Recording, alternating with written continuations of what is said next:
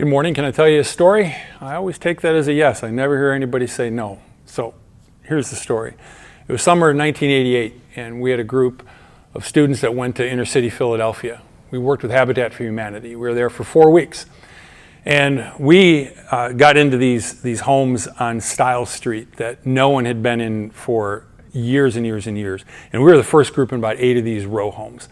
But the main one that we worked on, we did a ton of work on it and all sorts of interesting stuff. But let me say this, that there was this one room where there's all this old wallpaper on there. I mean, these homes were built before the turn of the century, and that's 1900.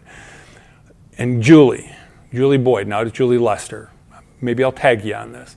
She was scraping the wallpaper off. And Julie was just a wonderful student and just very patient. I mean, it took a very patient student. You know, other guys wanted to take sledgehammers and knock, with the lath and knock stuff down, but she scraped this wallpaper day after day. Well, we spent 2 weeks there doing that, and she probably did that most every day. And then we went out to a rural area called Coatesville, and we did some work out there, and then we came back.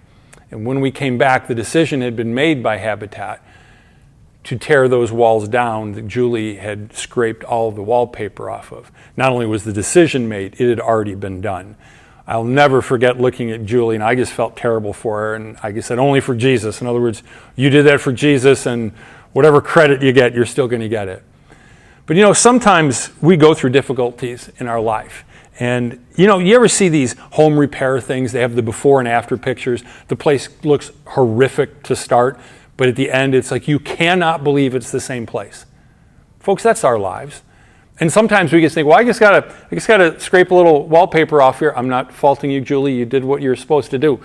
But the reality is sometimes some walls have to come out. Sometimes there's some major reconstruction. I've sensed that so many times in my life. You might be going through a really difficult season right now. I can remember many years ago, I'd gone to leadership training for going on a summer mission team. And I wasn't feeling good. I'm like, I'm supposed to be going on a mission trip, and I just feel like just discombobulated. I mean, I just feel like undone.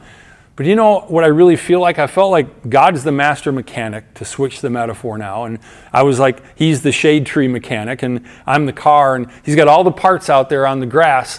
And I just feel like vulnerable and empty. And what's going on here, God?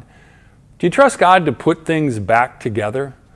Do you think he can do that and turn you from something that's kind of a jalopy into something that's way better, or turn that house into something that's dilapidated and run down? But sometimes it's a little bit deeper work than what we thought it might have been. There's an old Supertramp song. I love this line. Does it feel like your life's become a catastrophe? Oh, it has to be for you to grow, boy.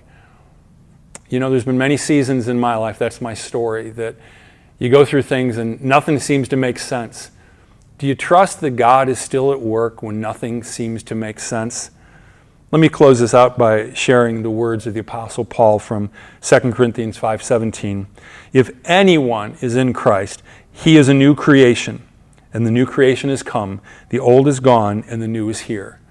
We are a work in progress, and God is doing a good work in your life. God bless you. Have a great week.